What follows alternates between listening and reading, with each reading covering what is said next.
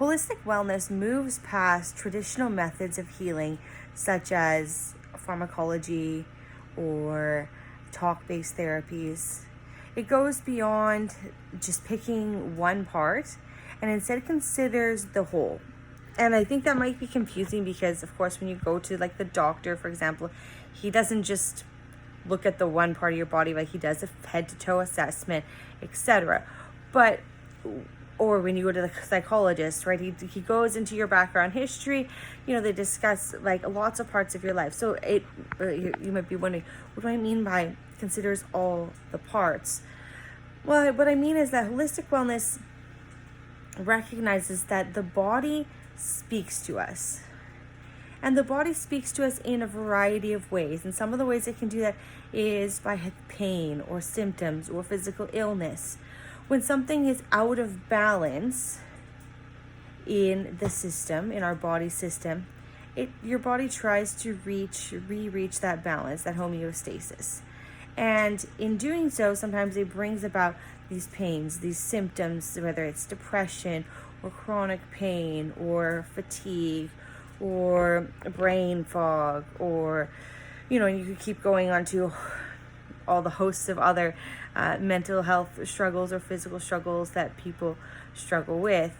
And lots of people go and seek a solution to the problem, to the symptom. So you go in for talk therapy because you have debilitating anxiety and you want to, change that and try to heal that and figure out what's going on so that you can make better progress in your life. Or you go to the doctor because you have these chronic pains, or you have blood sugar that's spiking and you're struggling, etc., that way, and you go to the doctor to, deal with those symptoms. And sometimes it works, sometimes it doesn't, sometimes it's just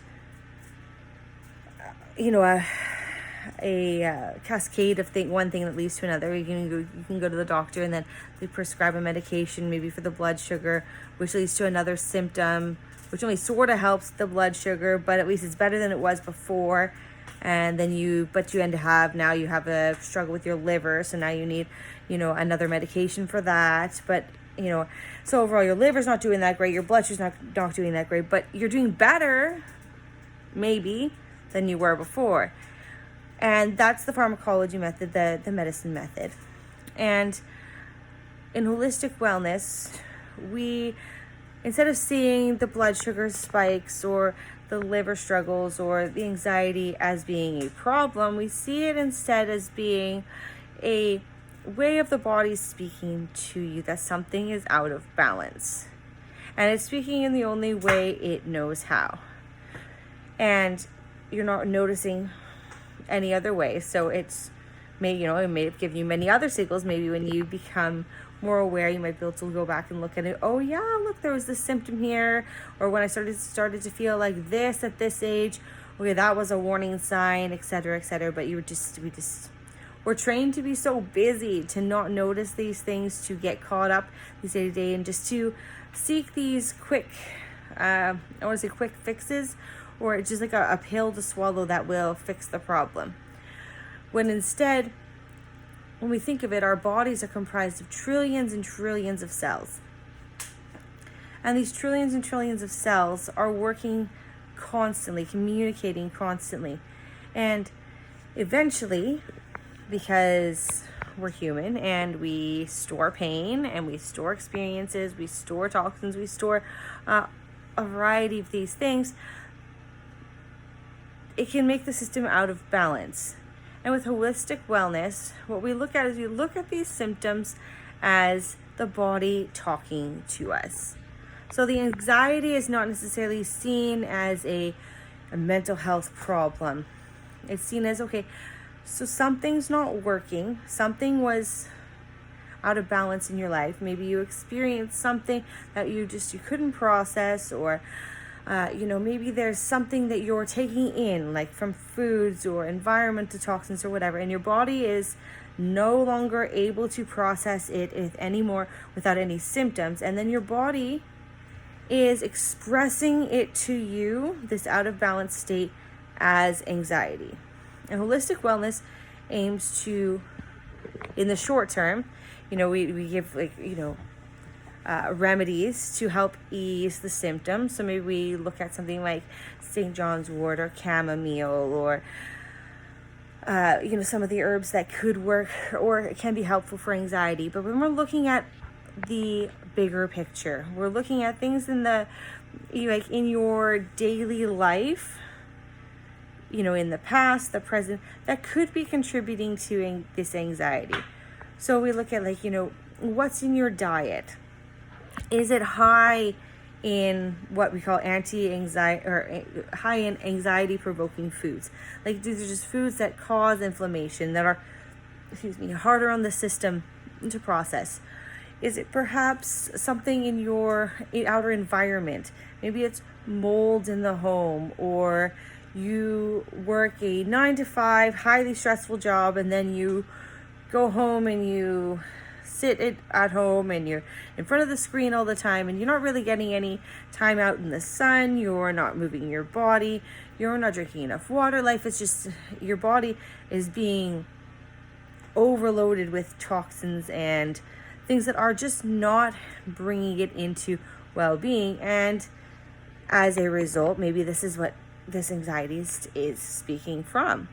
Or maybe there was trauma in the past, something you struggled with, some pain, something that just, maybe it was a one-time thing that you shoved down, and it was big, but you shoved it down. You're I'm fine, but the body keeps track, it keeps score, it knows, and perhaps it is just coming there this anxiety is there to speak to you, to say, hey, this is something that we haven't addressed. We need to look at this because it's still bothering me.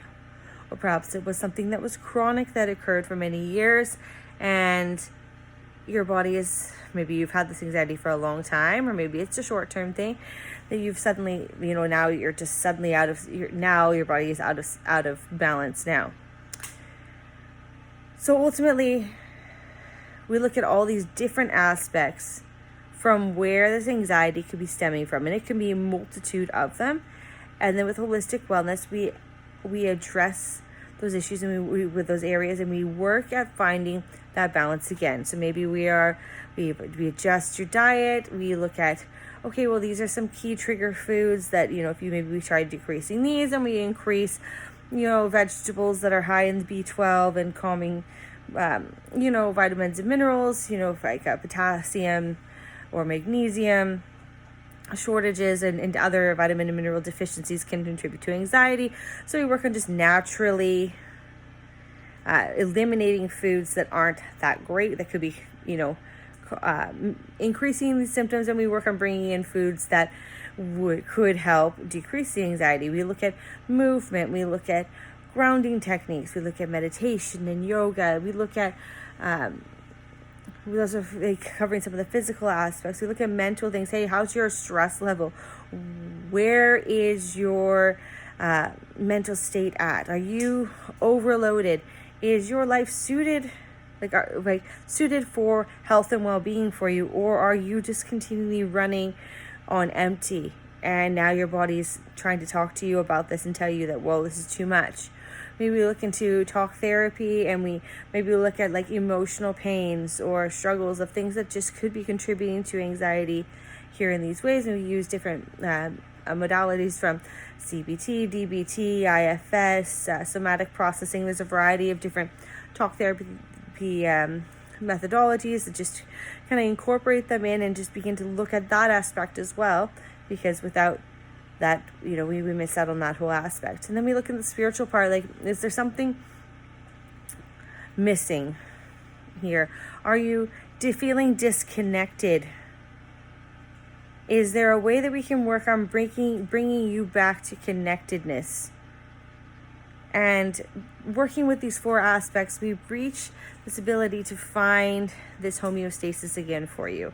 And as we see, so sometimes we see anxieties or whatever it was, the symptom increase, because sometimes as we try to purge these other things and bring healing to them, it can exacerbate symptoms. It doesn't necessarily mean that, oh my gosh, we're actually making things worse. Sometimes we need to flush it out in order to get it out, to bring that healing and homeostasis in.